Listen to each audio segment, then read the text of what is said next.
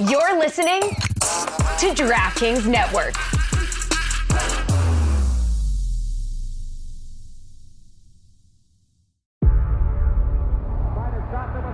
Before history is written,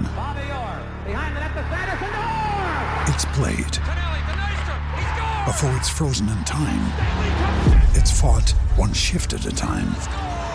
Before it's etched in silver, it's carved in ice. What happens next will last forever. The Stanley Cup Final on ABC and ESPN Plus begins Saturday. Now's a good time to remember where the story of tequila started. In 1795, the first tequila distillery was opened by the Cuervo family. And 229 years later, Cuervo is still going strong. Family owned from the start, same family, same land. Now's a good time to enjoy Cuervo, the tequila that invented tequila. Go to Cuervo.com to shop tequila or visit a store near you. Cuervo, now's a good time. Trademarks owned by Becle, SAB the CV. Copyright 2024. Proximo. Jersey City, New Jersey. Please drink responsibly. This is the Dan Le Batard Show with the Stugotz podcast.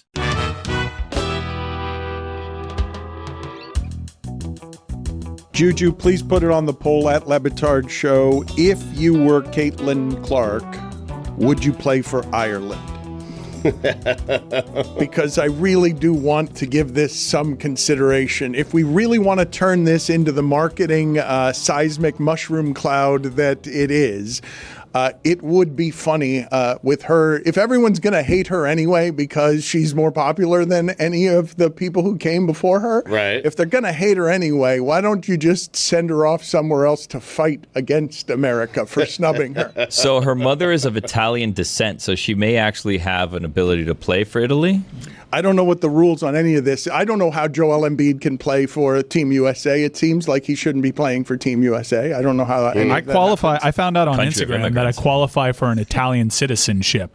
Wow! Because if you had a great grandparent born there, Italy's just handing out citizenship. You should play for Team Italy. I'm gonna go there just so I can cap-tie Juliet to Italy. Just broaden the horizons, give her more options. Stugotz is mad at the New York Yankees. Do you guys know why? Because this is Stugotz only cares about baseball enough to get indignant about some of the strangest things. And the Yankees played the Dodgers this week, and they averted the sweep on the last day. And Stugotz was pissed at the Yankees because... Dan, they were selling jerseys. They were selling bobbleheads. It's Yankees-Dodgers. It's a big rivalry. The Yankees don't need anyone's help. And this is weeks after Steinbrenner said that he is going to cut payroll, that he has to cut payroll, which is not the Yankee way. You add payroll, you don't cut payroll. This is also not the Yankee way, and he should be ashamed of himself, and his father is rolling over in his grave right now. You do not sell Shohei Ohtani Dodger jerseys in your team fan store. I don't care how much money it brings you. I don't care how much money you need. That Yankee brand used to mean something. George Steinbrenner he would fire every single person in that organization if they dared even suggest that they sell anyone's Dodger jersey at Yankee Stadium, and the Yankees just did it over the weekend. That is a terrible job by Hal Steinbrenner. I think it's Hal. It is. WFAT. Throw it out there, boys. Take phone calls, 20 shares. Boom. You just said the Dodgers and Yankees were a rivalry? They are. I would say Yankees-Red Sox 1, then Yankees-Dodgers 2. No. I would say the Dodgers are the Yankees' second biggest rival. Yes. They're two different leagues. I don't care. They played in the World Series all the time. That doesn't make any difference. It does to me. All the time? It's my rivalry. They used to play a million years ago. When they were in Brooklyn. No. After that. No. After that, when it was Steve Garvey. In the 80s? Yeah. Yes. It wasn't simply that they were selling Dodgers merchandise and Ohtani jerseys. They made like hybrid hats. And one half of the hat was for Aaron Judge and the other half of the hat was for Shohei Ohtani, which is just kind of like a strange item to make, but they were selling those. I dig that. Wow. I dig that hat. I'd be going to that series to see Dodgers, Yankees, to see Ohtani and Judge. So maybe that has just made for me. Aaron Judge is enough. You don't need Ohtani. You're the Yankees. You have a brand. It's the biggest brand in sports. What are you doing? You don't think they're just casual baseball fans that want to go because of the star power there and want something to I don't care if they bought it or by? not. They went for Ohtani or not. If you're the Steinbrenner family, you cannot sell Dodger gear at the Yankee fan store at Yankee Stadium. 20 share. They've played 22 times in the regular season ever. World Series. Yeah. World He did Series, say that. 70s, early 80s. Let's see how many World Series. Bill Russell, Steve Garvey, Ron Say, the Penguin. I'd say they're bigger rivals the with the Penguins. Astros Davey at Lopes, this I point. mean, Rick Monday. It was a great team. WFAT. Yeah, the Yanks countered with Ron Guidry. They had Roy White. They had Willie Randolph, Mickey Rivers. Great team. Yankees were better, slightly better than the Dodgers. Vanilla? I don't want. Sweet Lou. I don't want that. Stugotz has been dying to do this show about 80s World Series for the last 20 years. That show was old 20 years ago, talking about games that were 20 years before that. But I do want to stop for just 1 second because I know baseball isn't what it used to be, but I do still love it. And Aaron Judge, over the last 32 games, has been better offensively than any player over 32 games, like going back to that Barry Bonds territory. So there's Aaron Judge over here. The Yankees in pinstripes have this tight end a good deal bigger than Travis Kelce, who's a beast. On the other side, same size, different country, also pitches when he's not hurt. Ohtani's numbers through the first part of his career are better than Babe Ruth's numbers through the first part of his career. Those two giant human beings, bigger than just about anyone physically who's ever played baseball, are dominating the sport, and nobody outside the sport cares. Like, they're two unprecedented athletes playing at the same time. In the right market. It used to be big. Yes, that's right. Isn't this what we've always wanted? Giant markets, giant stars. With Ohtani, it used to be Anaheim. Not anymore. Get me the stat of the day real quick so I can tell you how good offensively these people have been, because they've been as good as Barry Bonds, and I'm about to give you a crazy Barry Bonds stat. Start of the day, start of the day. It is the start of the day. Start of the day, start of the day. It is the start of the day. Start of the day, start of the day. It is the start of the day. Start of the day, start of the day. It is the start of the day.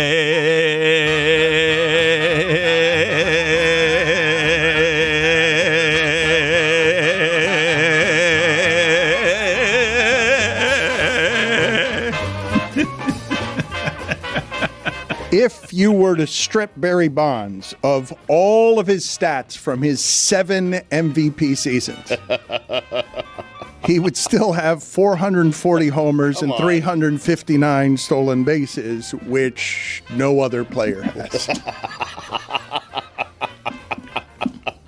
But no MVPs. But if you put him on the Yankees or Dodgers right now, would he make any sort of impact? I don't know. He's on both teams. Simultaneously. The Dodgers have a giant Asian dude who pitches and is Babe Ruth. Surely that'll save baseball. Right? Yankees have played the LA Dodgers in the World Series 4 times and the Brooklyn Dodgers 7 times. Yep. So 11 times combined. Thank you. What if I gave you the added bonus of Babe Ruth is now in a gambling controversy as well? Do I need to put Aaron Judge in a bigger market? Stugotz called the Yankees the biggest brand in sports. They're not, right? It's American sports, maybe? Yeah, like Real Madrid's a bigger brand. It's not. Yes. It's not throughout the world, Yeah, but I don't even know at this point. I'm not even certain if they still are. Cowboys are might probably be, bigger. Yeah.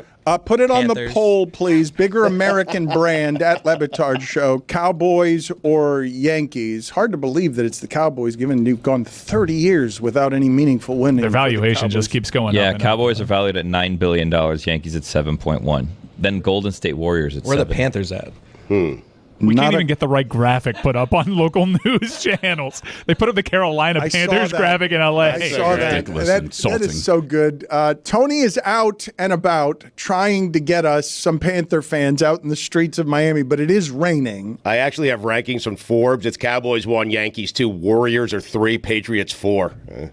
So just what we said. Steve Martin is number 5. Yeah, it's what we said. It's exactly the list. Someone said the Warriors? That was just. I didn't hear that. I don't know. Roll back the tape. I'm not certain. I don't think anyone said the Warriors. And by the way, that's ridiculous. The Warriors. I mean, no one thinks of the Warriors when they think of big brands. Nobody. Big market. It is raining, but we will check in with Tony and see what's going on next segment. Tony is searching for made of Panther sugar. You fans. can't go outside in the rain.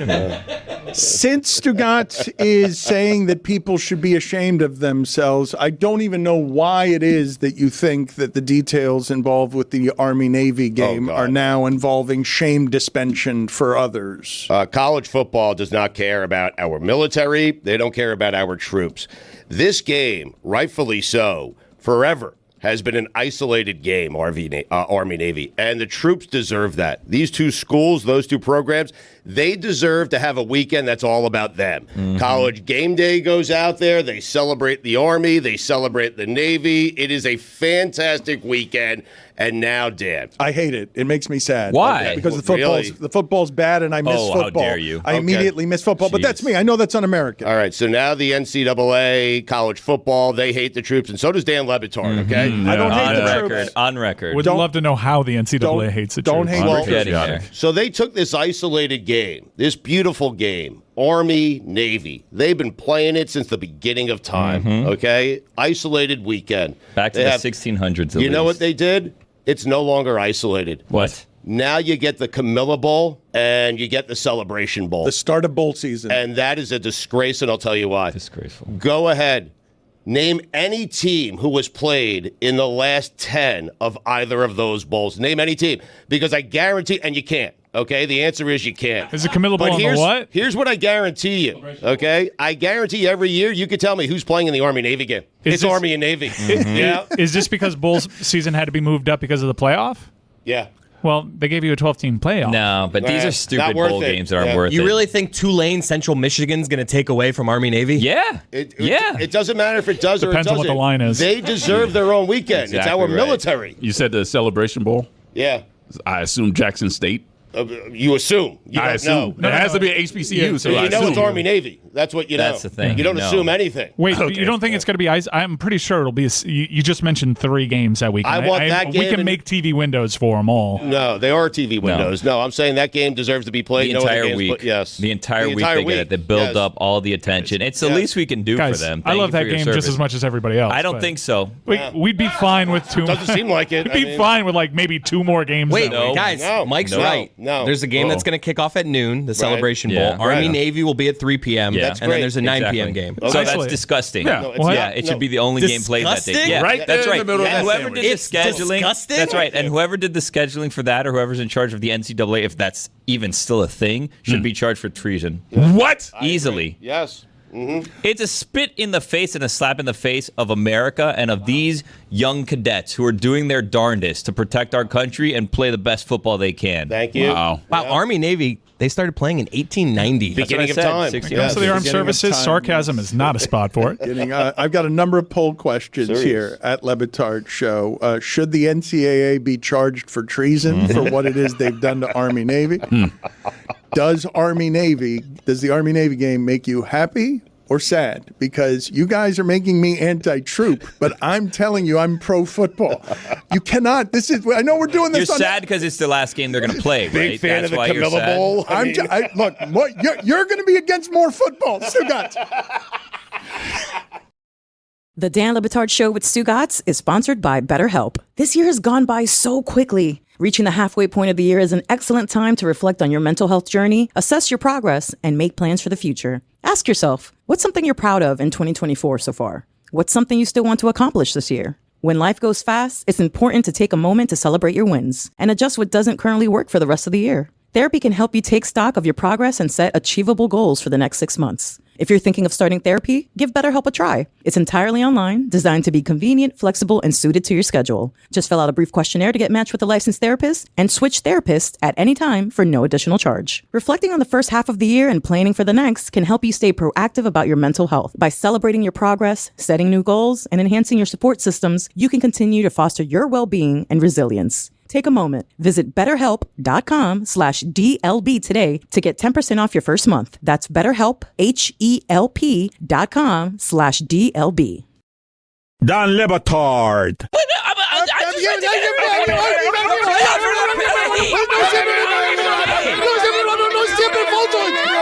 Stugotz. Every cup game. And what? This is the Don Le Batard Show with the Stugotz.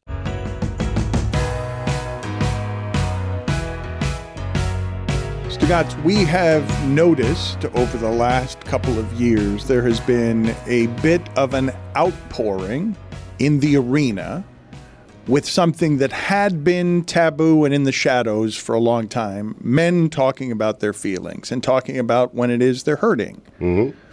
I associate this with Kevin Love and DeMar DeRozan, but you can find it in any number of places where we're talking about what does mental health look like for you? It's different for everybody. Darren Waller has publicly talked about some of his demons, some of his fights with self-medicating, with depression. And Darren Waller now is the source of a lot of internet laughing. This is a guy, Stugotz, the Raiders traded, and we were all like, why would you trade him? He's the prototype for what it is that sport has become down the middle of the field. You can't guard that. Oh, surely it'll make Daniel Jones good, right? Surely one of these Kyle Pitts types that's a wide receiver that you put in a tight end's body and then you have him run down the middle of the field. Darren Waller, I mean, he's not Kelsey and Gronk, but you wonder if he played with Brady for a bunch of years, whether he would be something like that. Sure. He has disintegrated publicly, and his relationship fell apart, and he is now retiring from the Giants. And it was reported much of last year that he was thinking about retiring, which is the worst place to be mentally in that sport. Like if your heart's not in it, good God. If you're doing that only for money and your brain hurts and your body hurts and it's hard to get up on Mondays and you want to quit, that is a really tough job to drag yourself into. It is, but some guys don't have a choice. I mean, understood. Right. But clearly this solution now, nobody thinks that Darren Waller can't still play. He can still run down the middle of your field and he'll get 1,000 yards with the right quarterback. Yes. A big number with not Daniel Jones. But he's quitting. And I ask you guys, because the Giants were counting on that, and it was suspicious when the Raiders traded him. I don't know what they knew, right? But you're talking about a guy who's talked publicly about what his demons are and how dark he can run. And I just ask all of you, when Darren Waller retires and we have an unusual announcement of music videos and the way that he is doing this, what is your take on it? How do you receive it? Because I don't want to laugh at this person. I'm not laughing at Darren Waller. I'm wondering what's going on. The internet is laughing at Darren Waller's pain. Well, the music video didn't help. They're laughing at the music video, and I guess by extension they're laughing at Darren Waller. I don't laugh at it because of the nature of the sport that he plays. I'm concerned. I wonder what's going on inside of him. That's what I wonder every time. Well, he's telling you through art. He's trying to tell you through things that people are making fun of. He's trying to tell you that his pain, he's heartbroken. And I don't know any of the history of his relationship. I know that I've never seen a tight end come out with a music video to address his breakup, and I've never seen a tight end shortly thereafter retire from a career that a lot of people would like to have. Remember, he made the song through her perspective. So there was heartbreak in that song, but I'm not exactly sure whose heartbreak it was because of how he constructed the song. Also, it wasn't a very good song. Yeah, to everybody's point right now, Trey Wingo was unbelievable in 2019 and 2020. He had 197 catches, 2,300 yards, 12 TDs, and 32 games played. However, in the Mike, 3 seasons since... The way you delivered that, all of us thought Trey Wingo was running down the seam in a suit. I know it's from Trey Wingo, but all of us have Trey Wingo. You just had... What did Trey do? It's a pretty good name for a tight end, though. Wide receiver, I don't know. Trey Wingo had that stat, but it has been. I think you're affording Darren Waller. Like, he's 31 years old. He's battled through some injuries. He's pretty much done because in the 3 seasons since he signed that big deal, and you're asking maybe the Raiders saw this coming. This wasn't a hard one to predict. 134 catches, just 1,600 yards, 6 touchdowns. Yeah, he wasn't in a great offense last year. He was dealing with injuries, but this is a guy that when the Giants received that phone call from him that he's going to retire, they're like, okay, well, we don't have to pay him all that money. We got some cap stuff here, but this is actually not a bad thing for us. Not a lot of people walk away from that money, and you do say diminished production, but I would tell you 31 is younger than Kelsey is. Like, 31 is not over the hill for a tight end. He had two really good seasons at the position. He got injured. He's one of these. I mean, ever since the tight end position has evolved, they try countless converted wide receivers at that position, hoping that lightning strikes and you get a Darren Waller. And he was, for at least one season, as good as anybody from a production standpoint at that position. But it's been a while. It's been a while. Tony is out in the field, Stugotz. Tony, give me an update on everything that's going on here, because we've been wanting to go to you for a couple of segments now to get Man on the Street Panther interviews to show the world how excited South Florida is about this hockey team. And there's been nobody available to you. Dan, it's early here. We're in the heart of Mary Brickell Village on 8th Street and South Miami Avenue. Dan, I know we were talking baseball in the last segment. I want to let you know, buy one, get one free. Marlin tickets here if you buy something from Burger King. That can't be a real player, right? That is a player. Yes, that's their third baseman. I don't believe you. I don't believe you. Okay, Dan, we've got literally dozens of people here in Brickell. Again, it rained, but we're back now. I don't want Rose to get hit by a car. Rose, take a step towards me. Thank you. Okay. We're going to ask this lady right here a question. Excuse me, ma'am. Ma'am, what did you think of Carter Verhaeghe's goal? I got to go to work. Oh, you got to go. Okay. Okay. She didn't think I was of Carter Verhaeghe's goal. Okay. Tony, stiff arm I got one there. more. Hold on. I'm She sorry. a trainer? We didn't go to work. One more time. she's in a big hurry. Ma'am, Tony. what did you think about Evan Rodriguez's goal? Rodriguez. Rodriguez just told you she doesn't speak Rodriguez. Spanish. Ask her about Evan Evan Rodriguez. Rodriguez's goal. No? Evan Rodriguez's goal, sir. Wow. Nada. No sentió nada. Okay. The lady said no hablo Primo, el español gol de Carter Verhaeghe. in Spanish. Thumbs up. Yes. That's how you do it. Panther fever, Thumbs up, baby. thumbs up. Yes. You can really feel it. The city's really getting around this team. The city is buzzing right now, Dan. We actually have the biggest get right now. He's across the street. If you can see him, it's the little robot right there. You see him? We're really trying to get the little robot Delivery that delivers robot. food to people. But Okay. delivery robot. Look, Rose, see if you can pan over. There he is right there. All right. Very carefully crossing the street, by the way. Yeah, those things, I saw them all over Los Angeles, and I got to think that they are ending up in gutters and people are breaking them, and there's no way that's an efficient way to deliver food. There's just no way. Tony, stay out there. Keep going. Can you go across the street? There's a gaggle of people. I want more in the street, live coverage. Yes. On the sidewalk, Let's go preferably. over here. Come on, let's go over here. I prefer the street, actually. Let's ask these guys. Let's ask these guys right here. Primo, una pregunta. ¿Viste el gol de Carter Verhaeghe? No one speaks Spanish. What It's is crazy. happening right now? Why is Pero estoy everyone... hablando en español. No, el gol de Carter Verhaeghe. De hockey. Try English. No, he said he didn't speak Just English. indifferent. Oh, guys, here we go. Guys, what do you think about Carter Verhaeghe's goal over the weekend? He has no idea about sports. Sorry, guys. Hockey? Okay, No idea.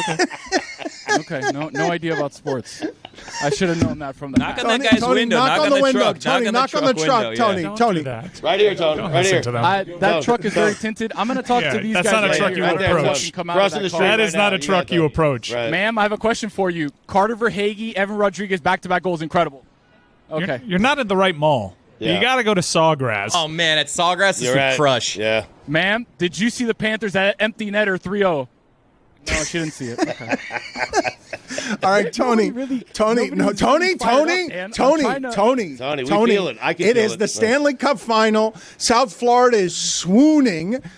We have rarely had this feeling here for sports. The energy is sweeping over it's palpable. Every county in waves. We will come back out to you. Tell us when to come back out to you. Give us an alert when you've got somebody, when you've got some bait on the hook that's been ensnaring Ask the baby. somebody. Maybe vet them first. Ask the baby. Here. Hello, baby. Guys, what did you think? 3-0 Panthers.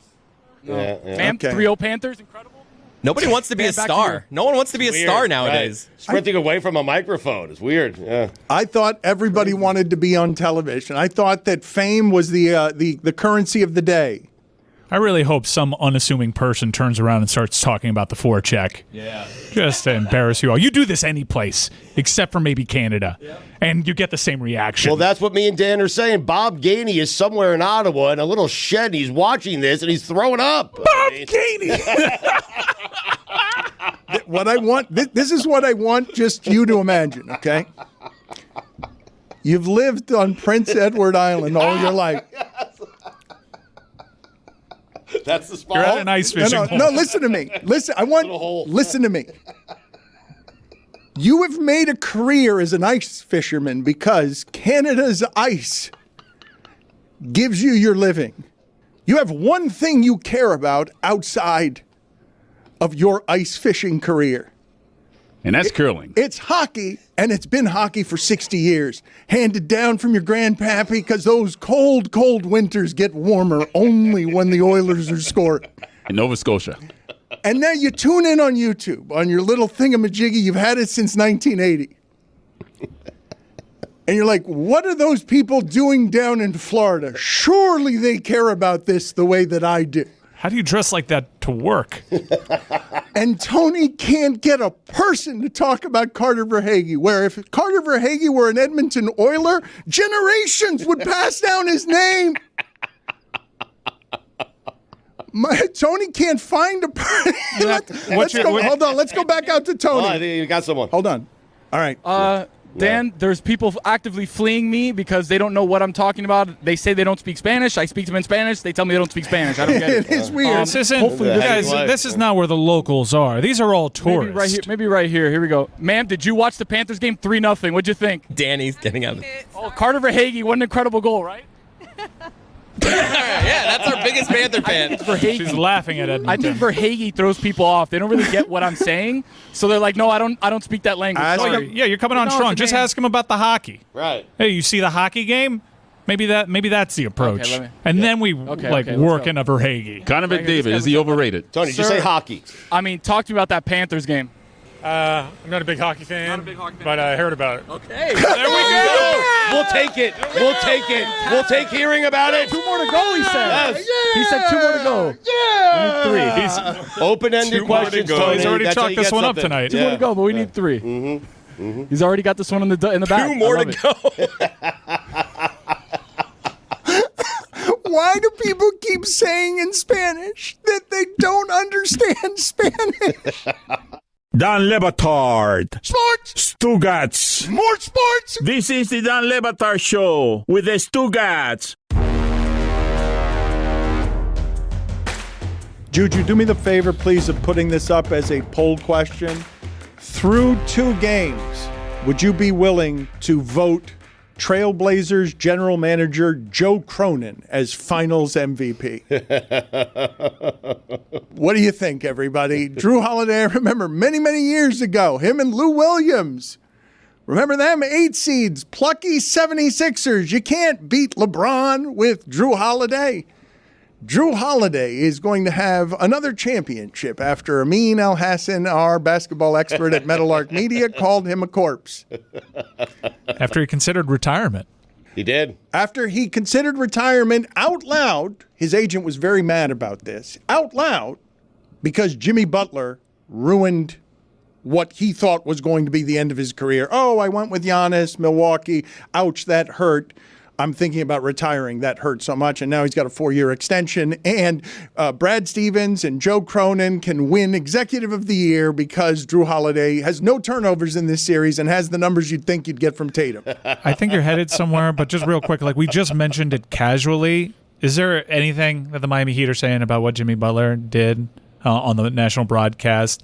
Like his feeble attempt at public leverage with 22 looks good in purple and gold. Anything there? While a public show of support for Cameron Brink and just being near the attention of the moment, of course he's going to negotiate some in social media because why wouldn't you?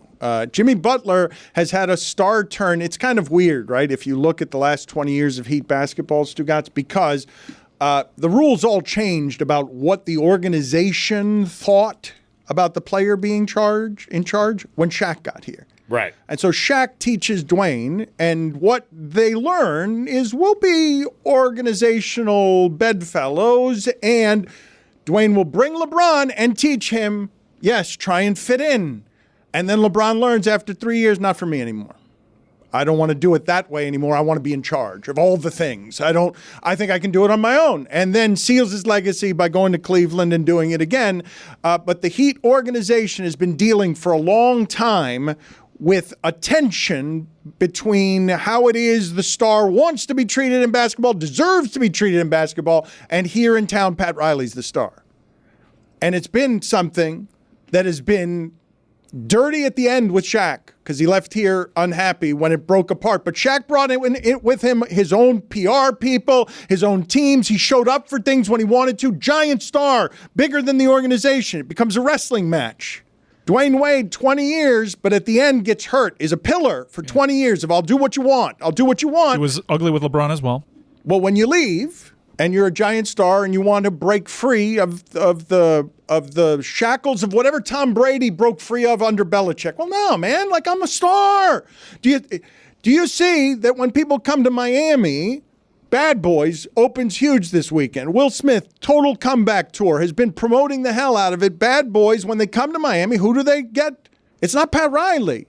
It's Jimmy Butler in the Hulu ads, in the commercials, dating the starlets, being very good at being in front of people as a star, riding a horse through Miami. Be odd if Riley was doing that, though. I mean. No, but you're correct. But you understand what I'm saying when you talk about organization versus player. Now, at the end of the social media age, whatever Jimmy Butler is at 35 in terms of having pop cultural collateral, that sport breeds stars. The stars are worth $78 billion in streaming money because that sport, since Magic and Bird, has done a great job of making stars. Pat Riley coached Magic, coached against Bird, tries to hold the star accountable. This star shows up at media day in costumes. This star misses games, and I come to learn, Jimmy Butler makes $500,000 to $600,000 a game that he's missing. The reason that I'm coming to learn that is because they're noticing in the Heat organization that it costs $500,000 to get your diva on the stage. I think this star is different, though, as opposed to Shaq and LeBron, where they came here. The Heat needed those guys. Those guys were stars before they got here and would have been stars wherever it is they Heat needed Jimmy Butler when they got him. No, they really needed him. No, I understand that. Whether it's true or not, the Heat could make a claim, hey, Jimmy, you were not this kind of star until you got here. Yes, but we helped turn you into this kind of star. Belichick can make the same claim on Brady.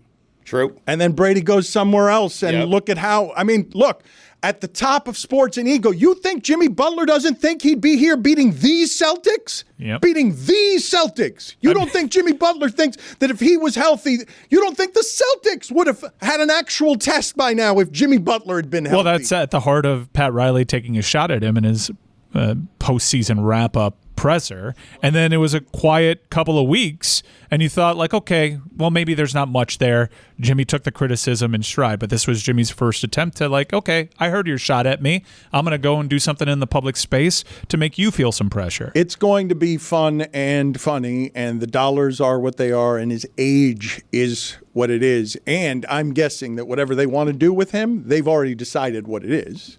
I don't know that. I've not asked the questions, but I'm assuming that whatever it is that they have as a plan for Jimmy Butler and Tyler Hero is already in motion because what you saw when I said Boston closed Miami's window as we know it, you can't come back with Tyler Hero. Like, you've got to start trading some of these pieces. You got to see if Jaime Jaquez and Duncan Robinson, if you're indeed going forth with Jimmy Butler, if it's not going to be, okay, we're going to do Donovan Mitchell now and some other permutation, see if we get a couple of years younger at that position. You brought up a very interesting point, because you have to ask yourself that question. Has Boston shut the window on everyone? Because it feels like this thing is just getting started. Everybody For me, it does. Okay, but everybody got hurt. I'm saying they shut the window just because over the last 5 years at the top of the conference, it's been these two teams. I dared to say with Jason Tatum that his most memorable play as a Celtic is getting blocked at the rim by Bam Adebayo. People quibble with that. They say he had a Game 7 dunk against LeBron. Point stands, the top of the sport has been Jimmy Butler and Jason Tatum for 5 years, or the top of the Eastern Conference. And Miami did something. I remind you, when the Knicks ended the Heat incarnation of Zoe and everybody else, it was an 8 beating a 1, and it was over. It was like, that's it. The Celtics, Stugotz, said, Marcus Smart, you got to get out of here. This isn't good enough. This isn't going to beat Jimmy Butler. As an 8 seed, as a 1 seed, you got to get out of here. Jaylen Brown and Tatum have to grow up.